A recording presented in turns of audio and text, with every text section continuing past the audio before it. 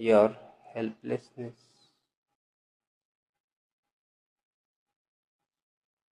This is how perhaps every human being who is aware of the crisis feels. But you are not aware of a greater power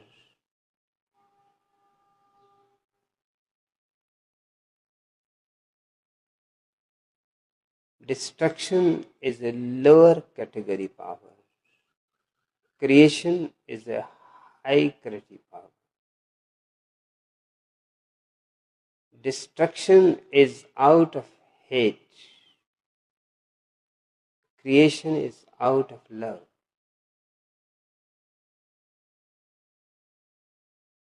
You have seen where hate can lead humanity, its ultimate suicide. But you have not seen the possibility of love growing to its height may simply prevent this crisis to happen. No one is insignificant because everyone has a heart and everyone has love and everyone has sensitivity, consciousness, and he can reach to the very ultimate peak of existence. A single individual can prevent this great crisis. What to say of millions of people full of love and joy and silence.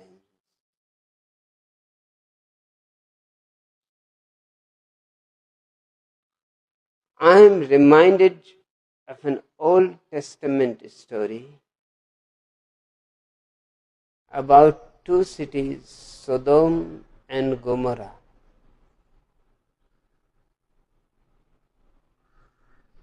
Both the cities became absolutely sexually perverted. All kinds of perversions prevailed.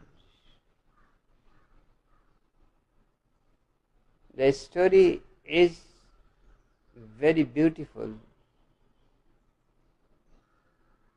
It will give you courage. It will take away your desperation. It will make you stand up as an individual, representing life and love, which cannot be destroyed by any nuclear weapons, by any politicians. Even God could not destroy Sodom and Gomorrah. I have to remind you at this point that in the old Bible, he destroys.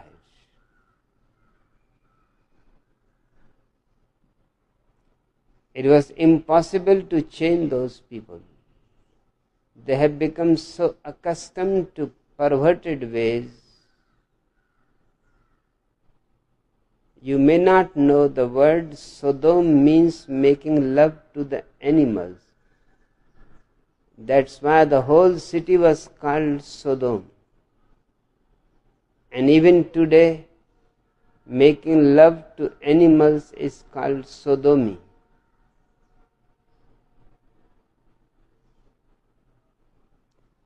And just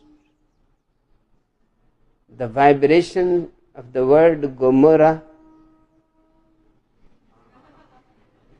is enough to give you the sense what it means. Gonorrhea.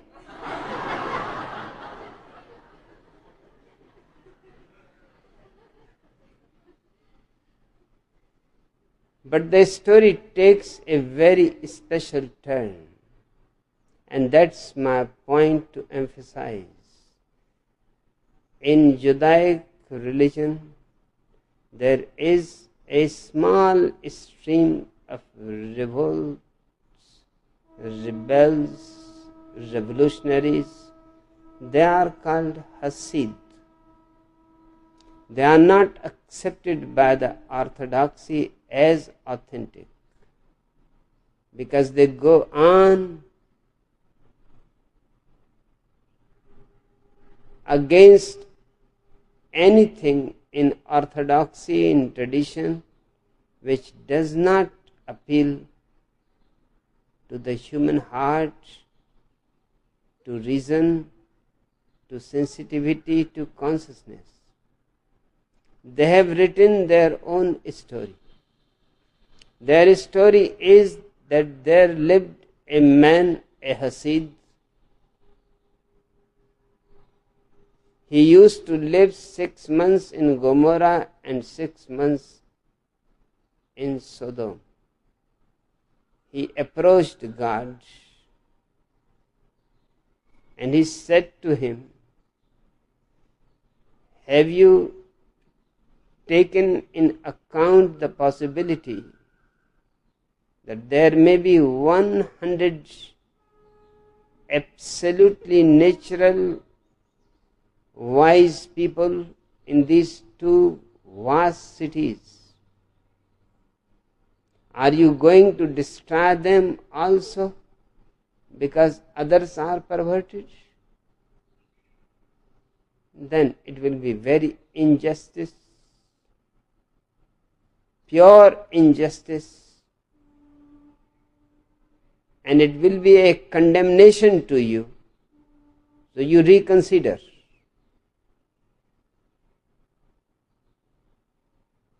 God has not thought of the possibility. Certainly those 2 big cities, almost like Hiroshima and Nagasaki, there must be 100 intelligent, natural, alert people. They will also be destroyed, and this will not be in tune with God's divineness. It will be simply ugly. So God said, if you can prove that there are 100 people, I will not destroy those 2 cities.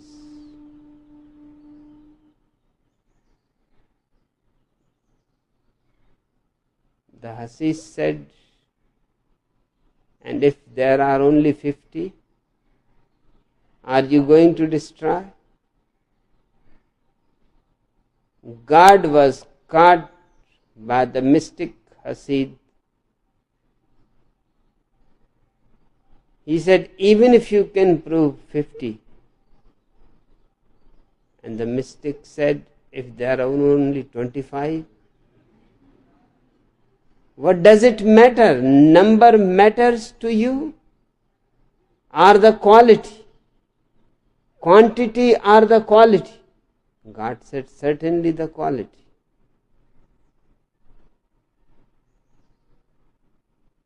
And the Hasid said, if it is the quality,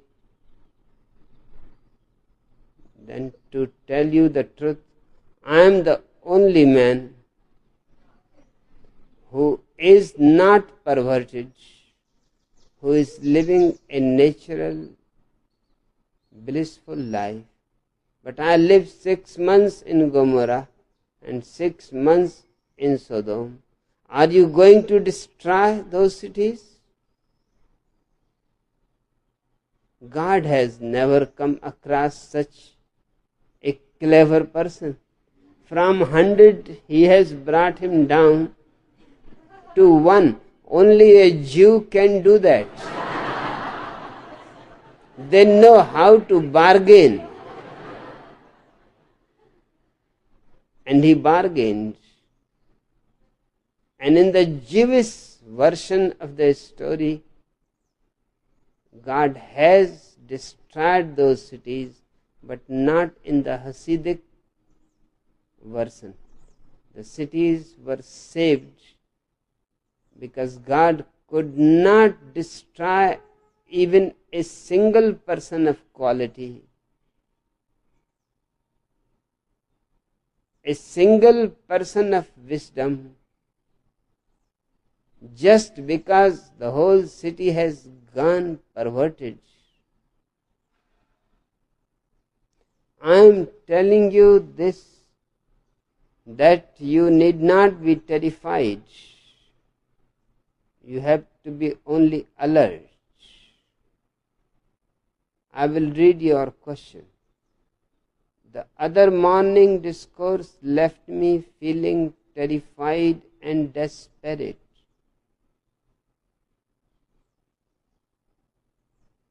There is no need to feel desperate, and there is no need to feel terrified. If one Hasid can manage existence to protect two cities, we have thousands of Hasids with us. Every sannyasin is a Hasid.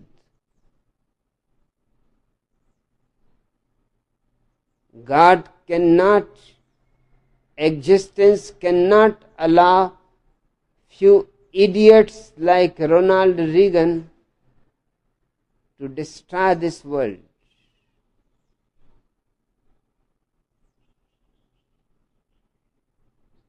But that does not mean that you have to remain just silent. You have to create a great atmosphere of love around yourself, which will be the protection. You have to learn to dance and to sing. Let these politicians know that this earth is still full of beautiful people. So many songs and so much music and so much creativity and so many people meditating.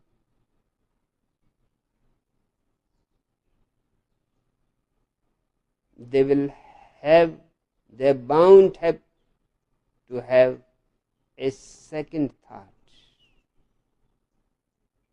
On our part,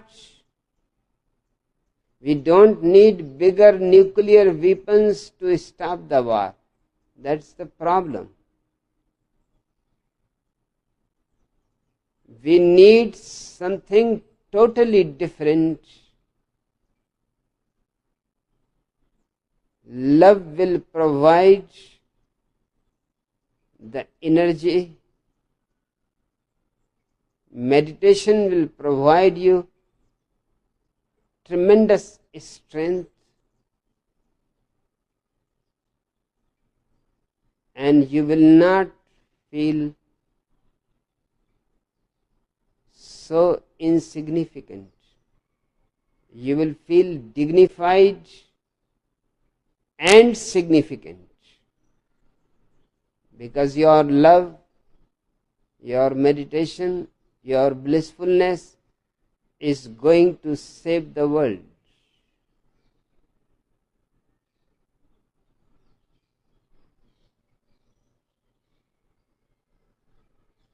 And don't be worried that you are helpless to do anything. The idea of helplessness has arisen because you have never been told what are your resources. You have never searched into your resources, your love, your silence, your peace, your compassion, your joy. You have never looked into all this inexhaustible potentiality of your being. And if thousands of people blossom in love, music and dance, and the whole earth becomes a celebration,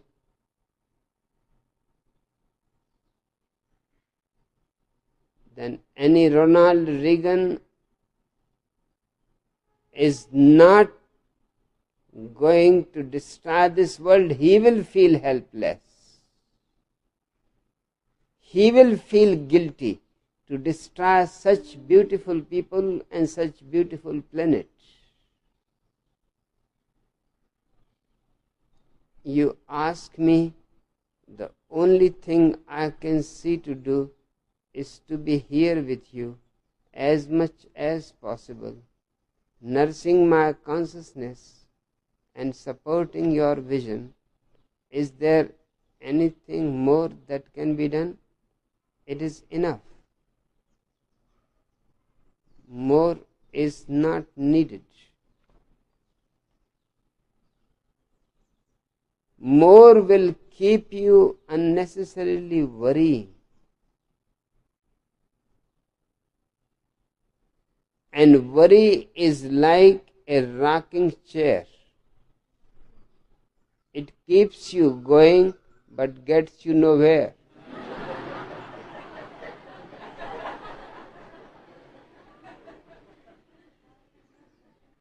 There is no need to worry, and there is no need to feel desperate, helpless. A few idiots have prepared the death for the planet. There are millions of intelligent people who can prevent it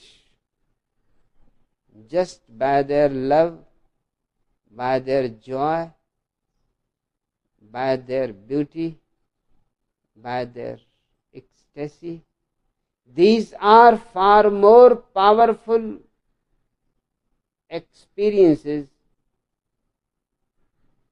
because the atomic energy or nuclear energy is part of the material world. It is the explosion of the atom, the lowest, smallest particle of matter. We have not understood yet that nature has an absolute balance. If a small atom exploding can destroy, have you ever thought about a living atom of your being and its explosion? In other words, we have been calling it enlightenment. It is nothing but an explosion of your being into light.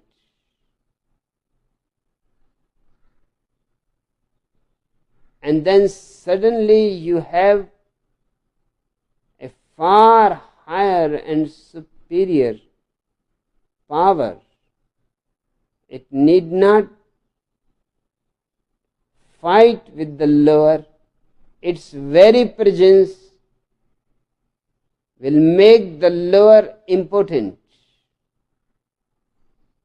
But it has not been tried on a vast scale. Only once in a while. But those rare instances are certainly a proof that if tried, every human being can become an explosion of consciousness, which is a far superior energy, and make all these nuclear weapons and the people who hold them utterly impotent and guilty.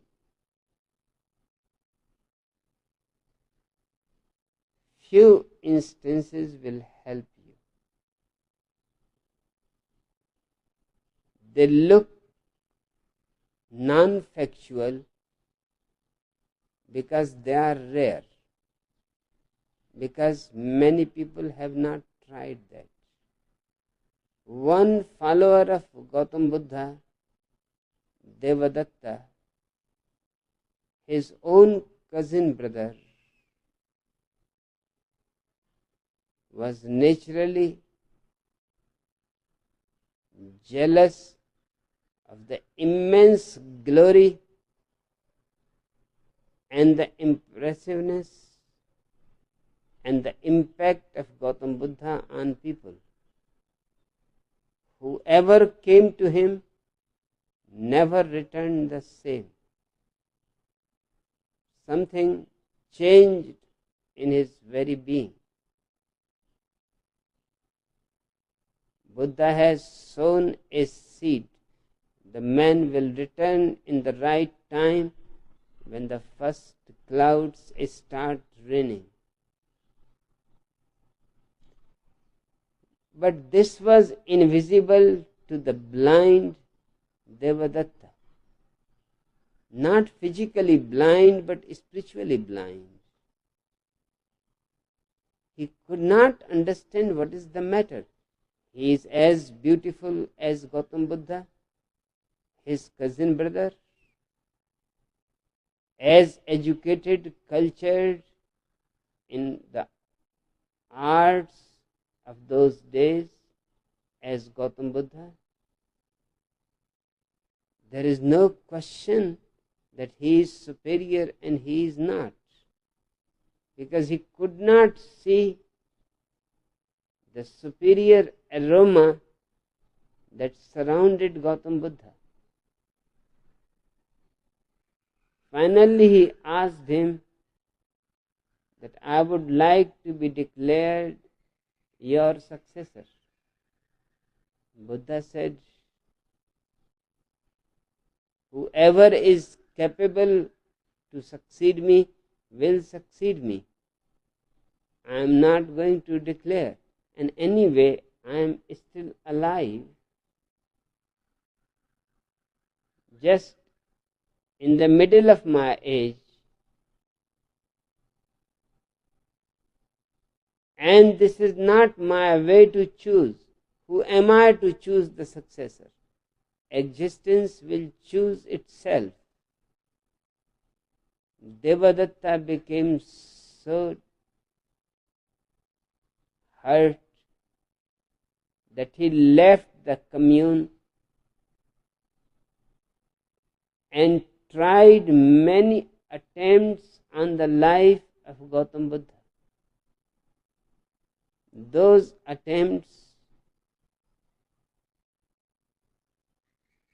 look fictional because we don't know the power of love, and we don't know the power of awareness, and we don't know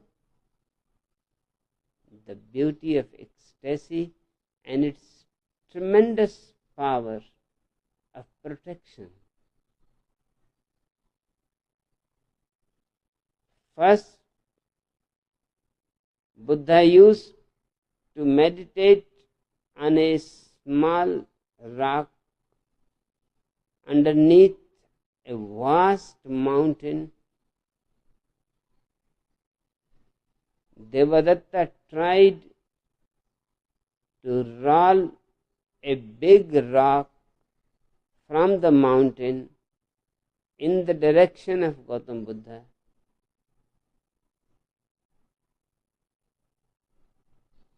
So that the rock kills him completely and nobody will be blamed.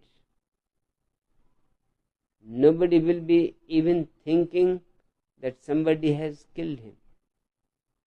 The rock came rushing from the mountain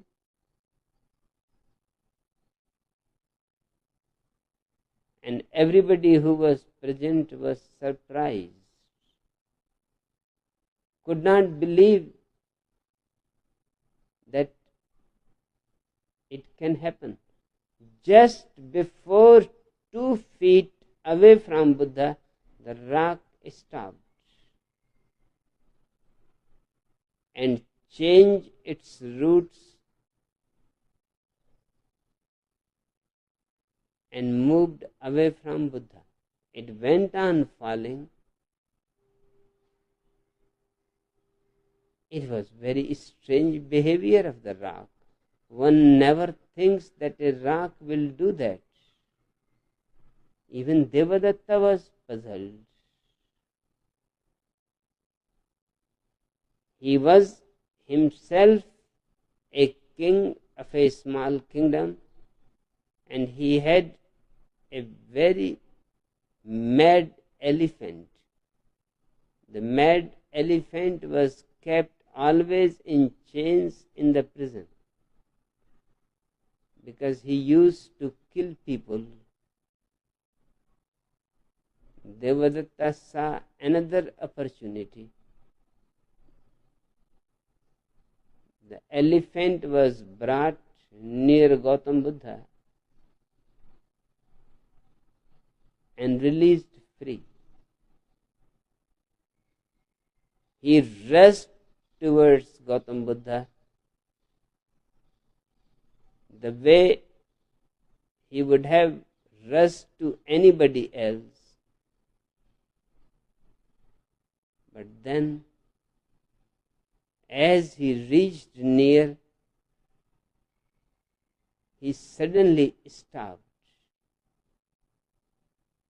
and with tears in his eyes,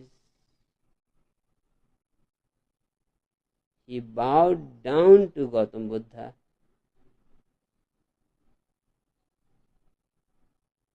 touched his feet with his head,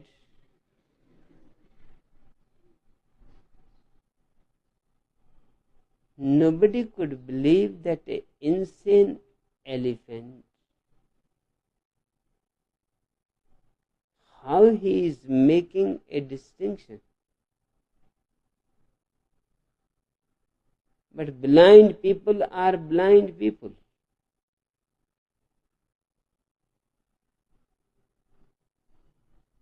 He could not see what the rock could see, what the blind elephant could see, a subtle, invisible aura of love.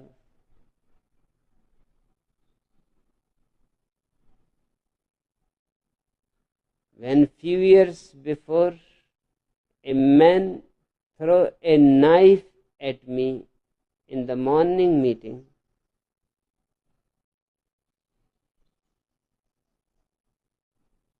and it seems to be an absolute conspiracy, because just before the meeting, 15 minutes before, the police informed the office that today there is a danger.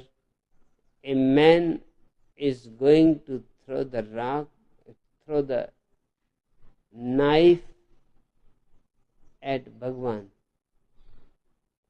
So 20 police officers should be allowed.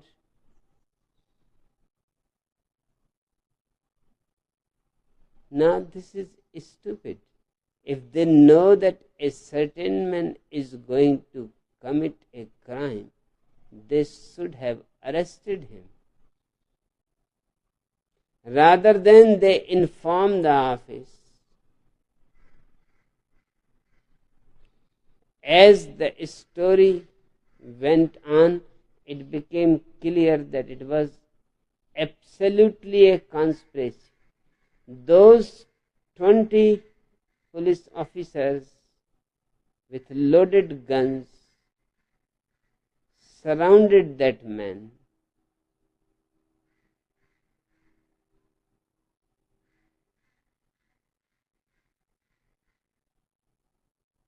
The sannyasins thought that perhaps they are for our protection. That was wrong. They were for the protection of the man who was going to throw the knife. They were afraid that 10,000 sannyasins will kill that man if anything happens. And that man shouted, which is on record, that Bhagwan, you are against Hinduism and we cannot tolerate your existence anymore. And he threw the knife to me. Because he was shouting, I stopped and listened to him, what he is saying. It is on the tape. And he threw the knife just from 15 feet away. And it was strange that the knife fell away from me 8 feet away, not only touching me, it did not touch even the crowded Buddha hall. Nobody was touched by the knife.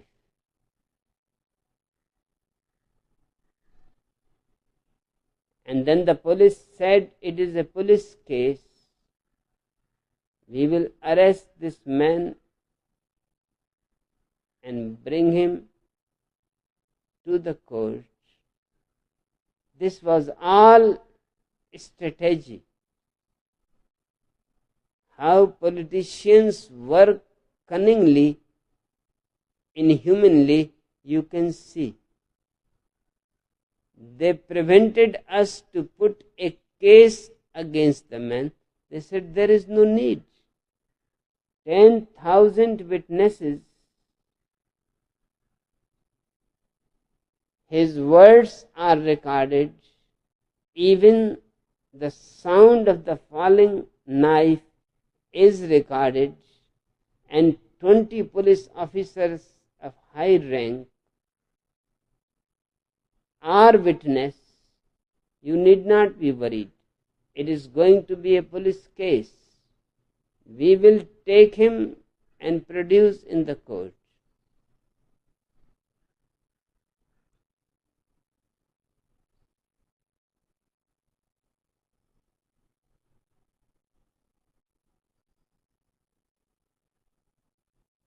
They took him away,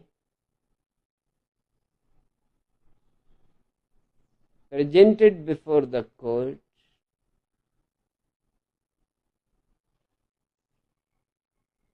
and the court released him that such a thing has not happened at all.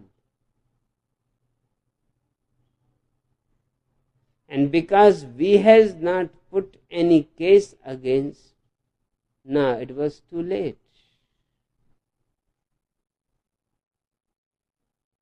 And the police managed it in such a way that they did not insist that the case happened.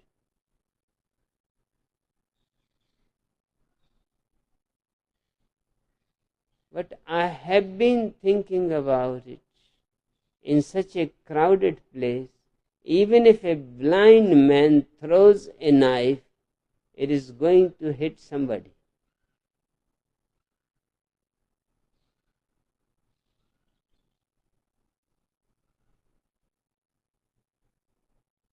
The knife behaved exactly the rock and the elephant. It was a police conspiracy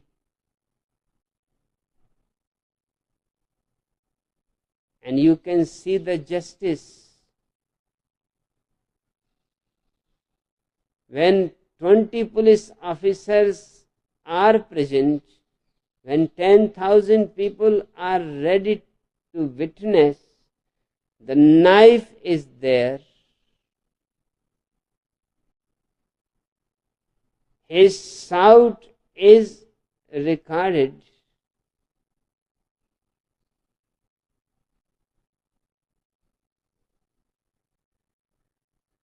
The sound of the knife is recorded falling on the floor. And what was the judge's reason to reject the case? The reason was that if it was an attempt on Bhagwan's life, then why they have not brought the case, why they have not reported the case to the police? And secondly,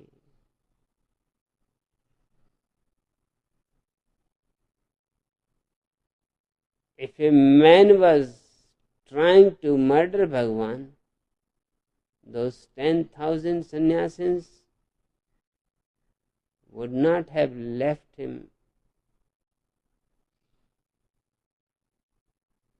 so easily. And because we have not done anything and the police prevented us to do that, there is no need.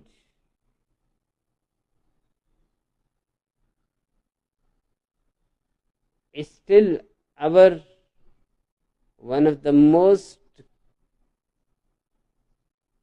important criminal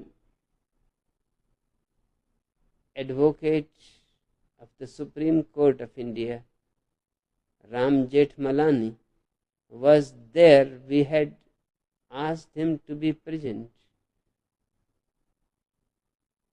He wanted to say something. The judge said, "You cannot speak. It is not your case."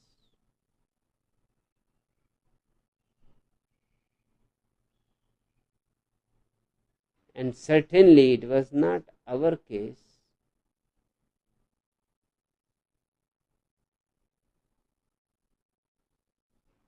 But things I have seen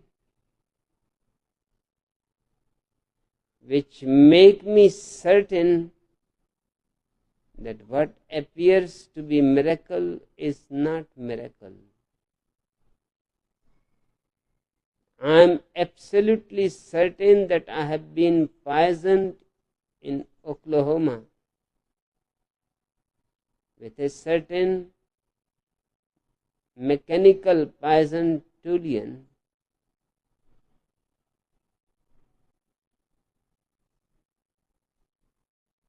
but it has not been able to kill me.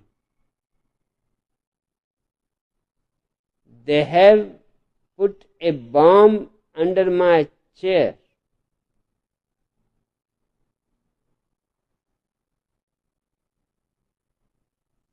In the jail of Portland, while I was gone to the court, they were expecting any moment I will come. And the man there indicated me to sit on a particular chair. That was also strange because there were many chairs. I could have sat on any chair. And he immediately locked the door from outside and said, "I will be coming within 15 minutes. I had no idea that I am sitting on a bomb, but something went wrong. The bomb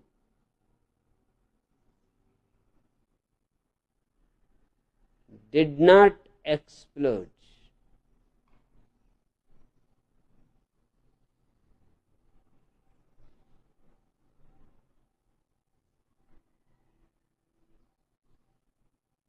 If millions of people are full of love and meditation,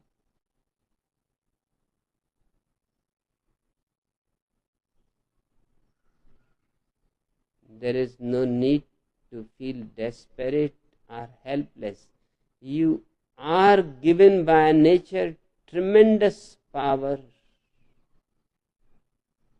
which can nullify any nuclear weapons.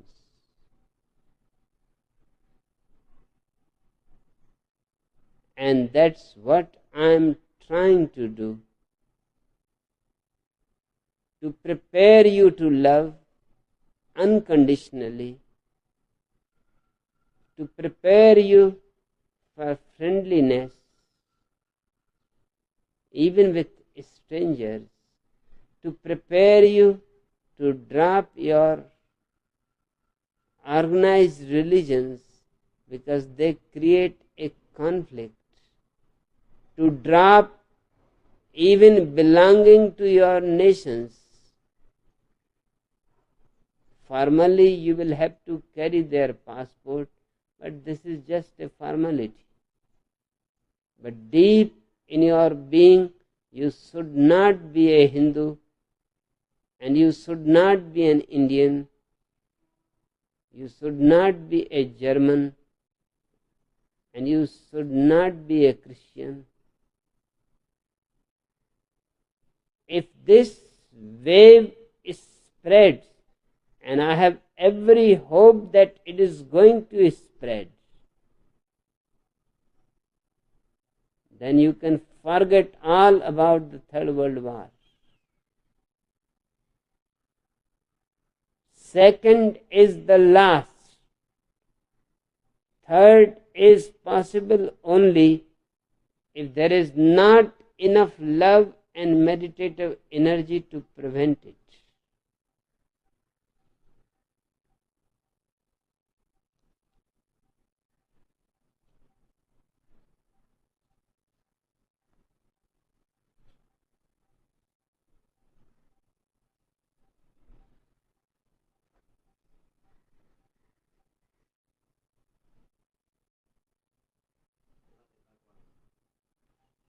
Alone, insecure, scared, I can see a door to God's house, or death, or insanity, I don't know which. Sitting with you, intoxicated by your freedom, though my mind is like a cattle train, my heart knows no question. Can the curtain rise, and the world stop amidst such beauty?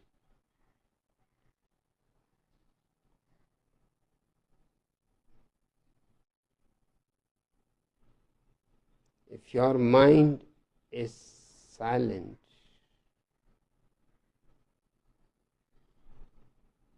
and if you are feeling in deep synchronicity with existence, and a great love for the beauty of this planet,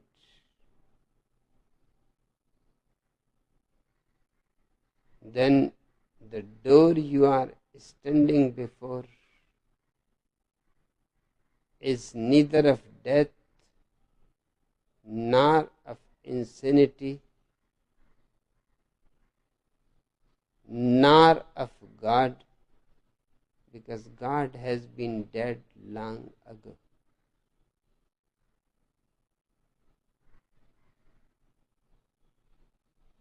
It is the door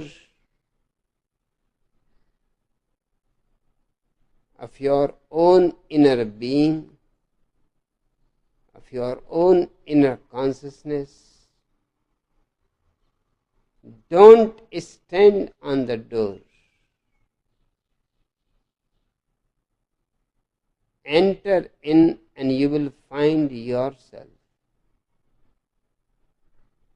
There is no greater joy in the world than to find yourself.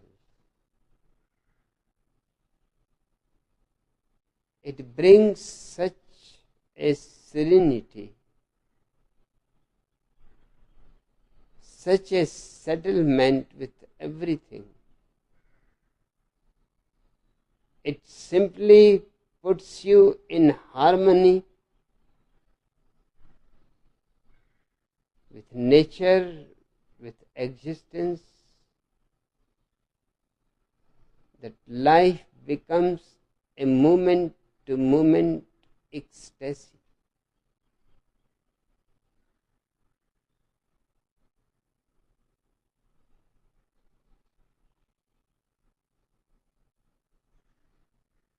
You need not feel alone, insecure, scared. It is natural to feel that way because you are standing on the door and you don't know who is in. God, death, or insanity.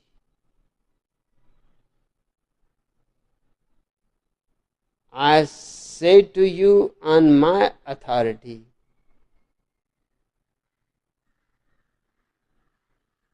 that there is no God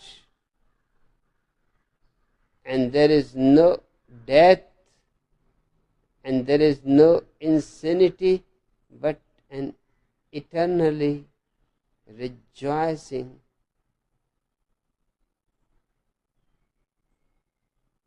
of life, love, celebration. Just enter the door. Don't go on standing there, because the fear is that feeling alone, insecure and scared, you can escape from the door. And then it may take lives for you to find it again. And with the same problem. Be courageous and enter into the door. And you have entered the most sacred place, the most sacred temple that exists.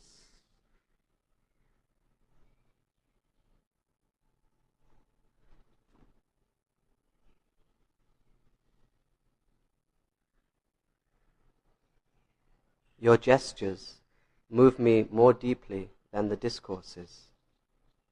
Your grace and beauty touch me even more than your silence. Beloved Master, wiggle a toe or give us a wink. My God.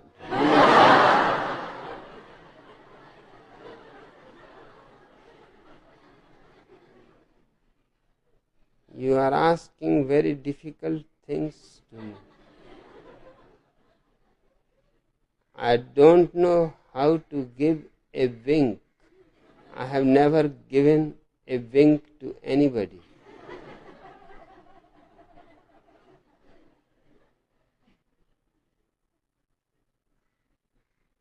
And to do it first time,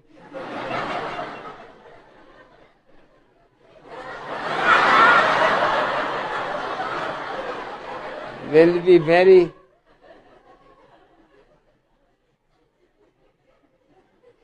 difficult.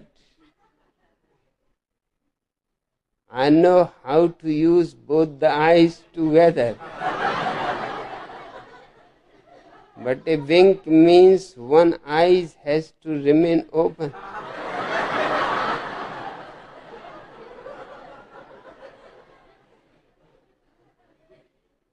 Once in a while, Nirvana puts some drops in my eyes. If I have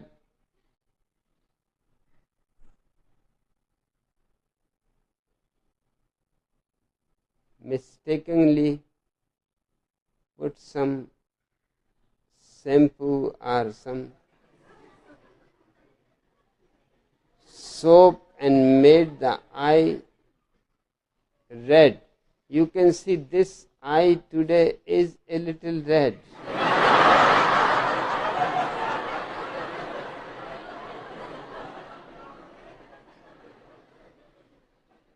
She puts the drops. Her problem is that either I can open both the eyes or I can keep both the eyes closed. So she keeps with one hand one eye closed and opens the other eye forcibly.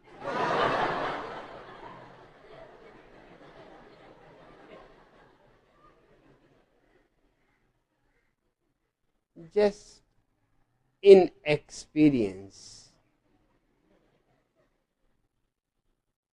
I cannot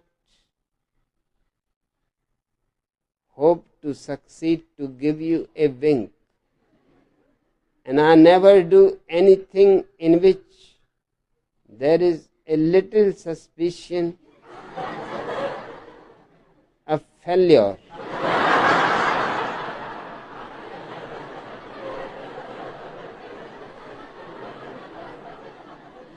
I will start trying into my room alone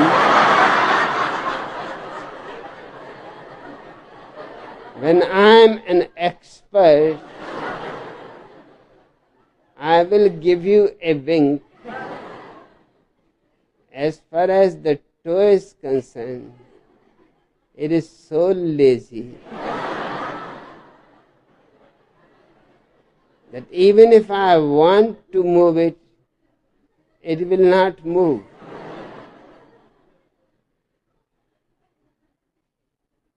But I will make every effort to satisfy you. But you seem to be a strange person to ask me such gestures.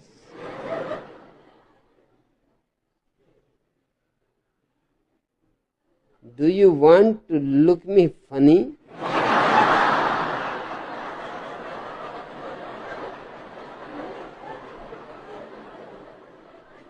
But I can do that,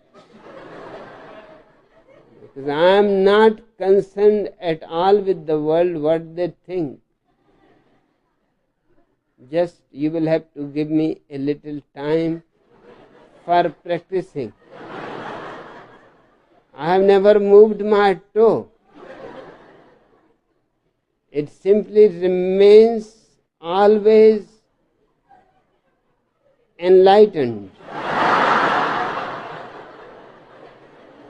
unmoving.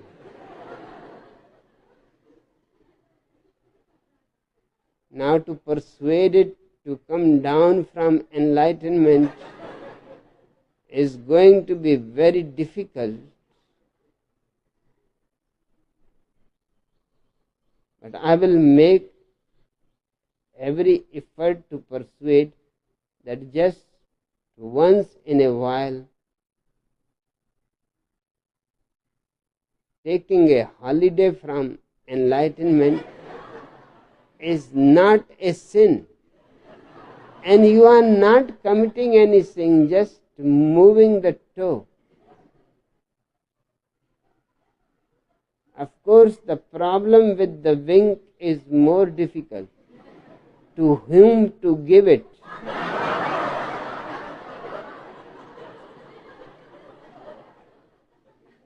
Because anybody who gets it will become enlightened.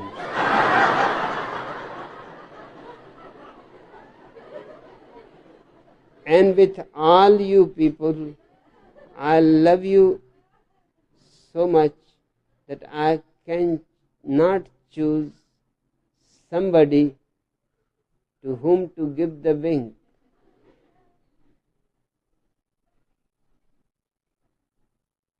So I will have to figure it out.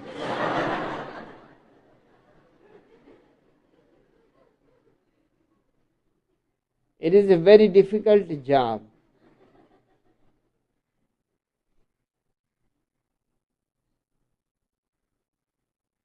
Everybody knows it, because they have been doing it all the time. It is a language.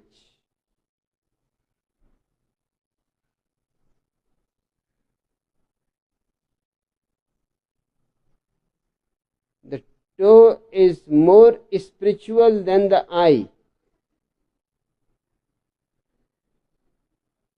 because I don't think anybody takes any offense if you move your toe. But if you wink, particularly at a woman, and hear homosexuals are not respected.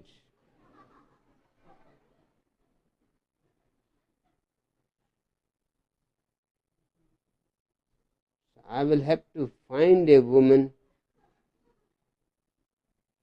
who does not get disturbed by the wink. It is a very complicated question.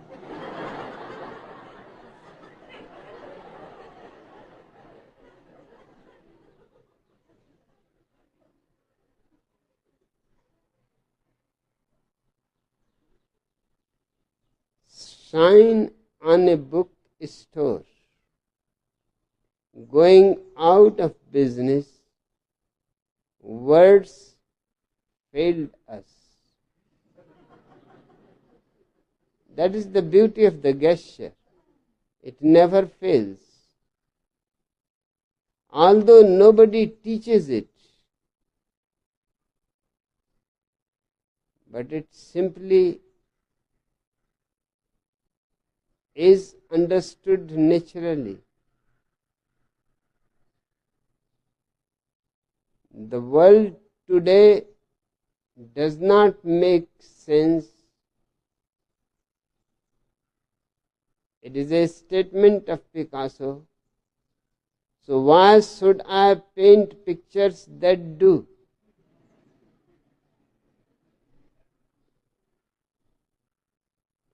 Now these are absurd gestures, winking an eye, whistling behind a woman,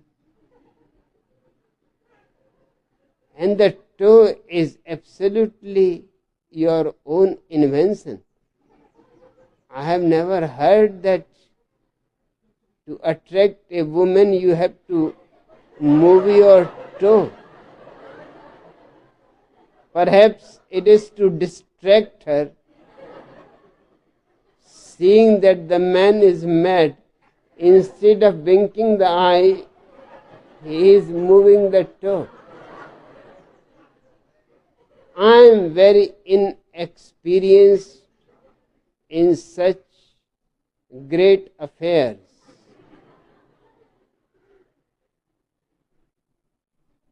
But I promise you, I will try with the trees.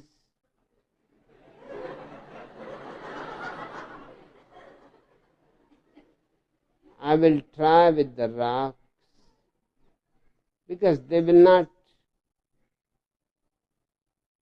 feel offended, and they will not fall in love with me either.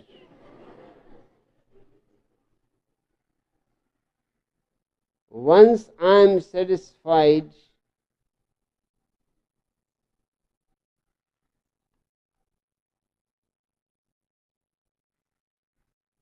then I will give you a wink, not to anybody in particular. That is my way. Nirvana was asking me, do you see people?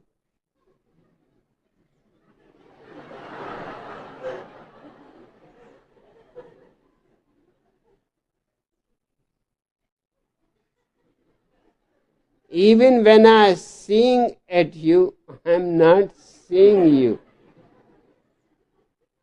It is so tiring a job.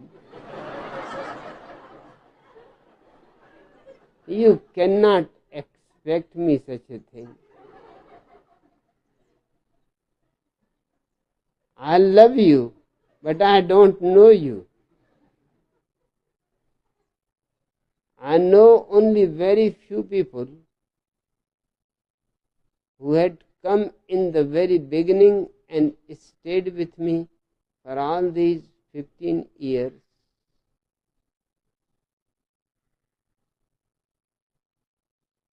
But others who have come afterwards have the same share of love, but when I am speaking, I am just speaking to the walls. I love Bodhidharma for that particular gesture. For 9 years he was sitting facing the wall, and his audience was sitting behind him. And he will speak to the wall. And when Emperor Wu asked him that what strange kind of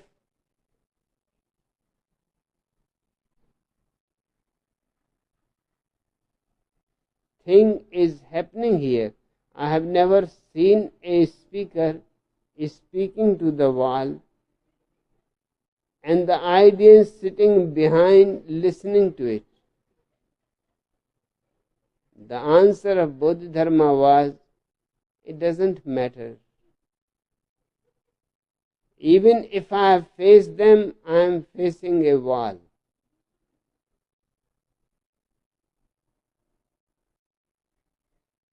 But it is a little disturbing wall. Somebody moves, somebody changes the posture. That distracts me. So I decided a new method. I speak to the wall. They can go on changing their postures, coming and going, whatever they want to do. Whether they are listening or not, I am not concerned. And it is strange that since I have started speaking to the wall, there is utter silence behind me, because everybody wants to get what I am saying. Nobody is moving.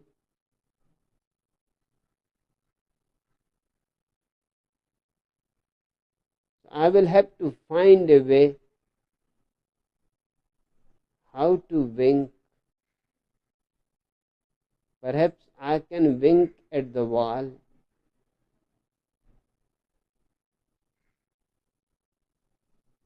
And the toe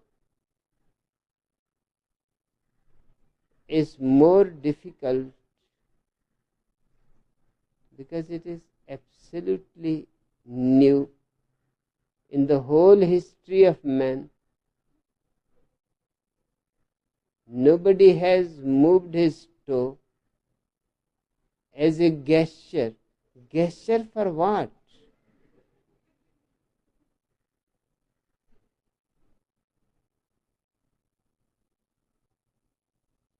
There is only one incident in Gautam Buddha's life. A great king Prasenjita had come to listen to him. Of course, being a great king, he was sitting in front.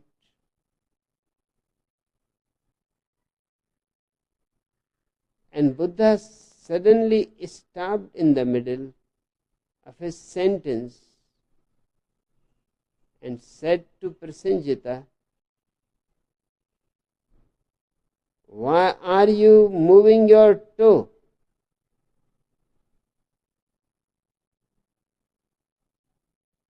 When he asked this, the movement stopped, and Prasenjita said, "I don't know. It just happened." Buddha said, "Your whole life is just like that. It is just happening accidentally. You are not conscious."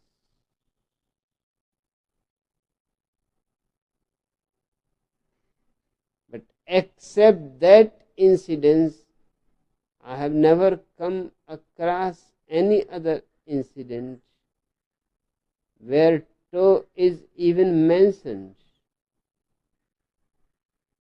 But for your satisfaction, I will practice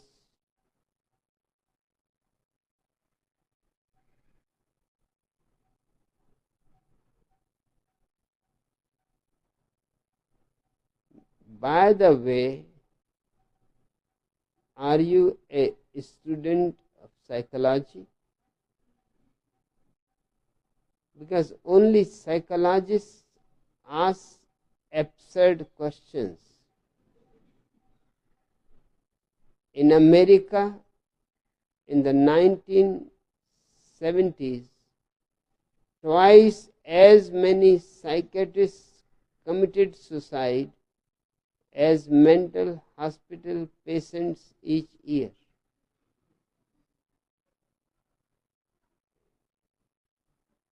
The number has grown from 70s. It is now 87.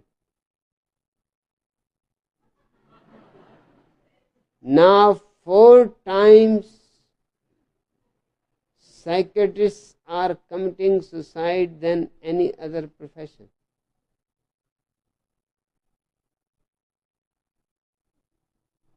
Naturally,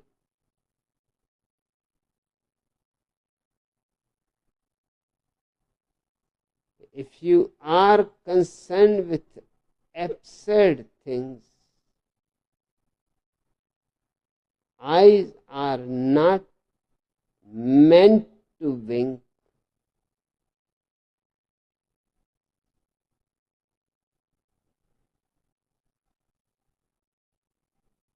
And toes are not meant to be moved.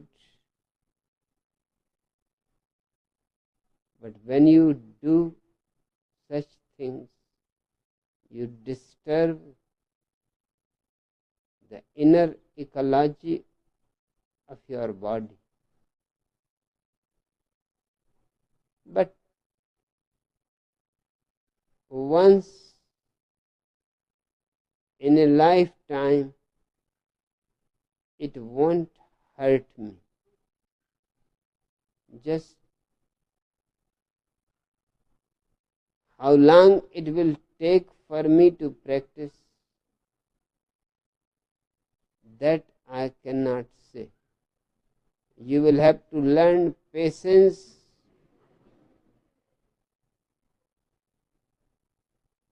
and if in your patience some understanding arises and you withdraw your questions, I will be immensely happy.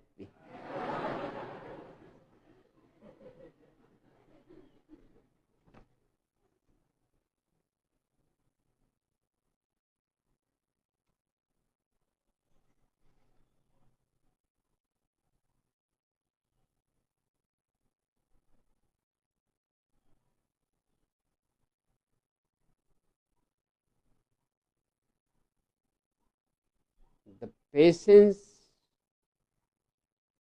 absolute patience,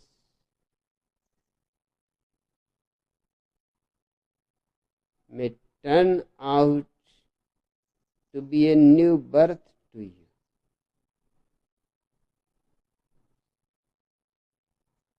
You may be reborn.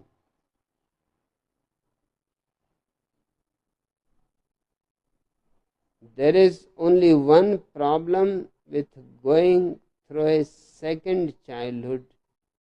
This time you can't blame your parents.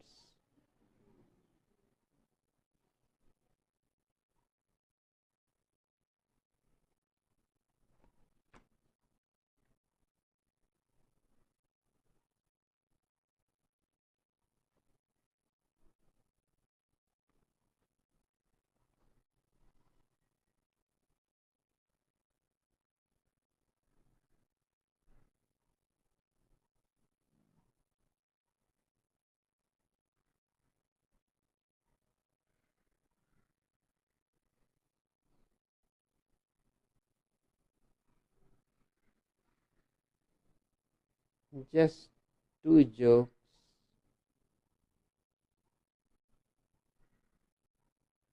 Not related to your questions, but certainly related to you.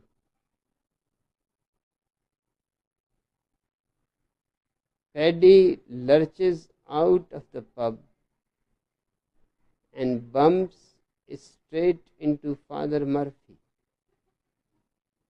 the village priest.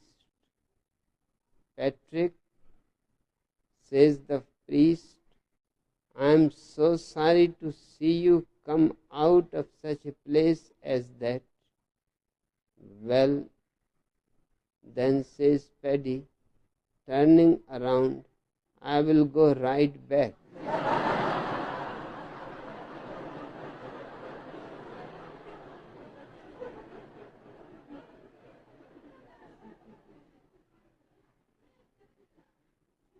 Uncle Albert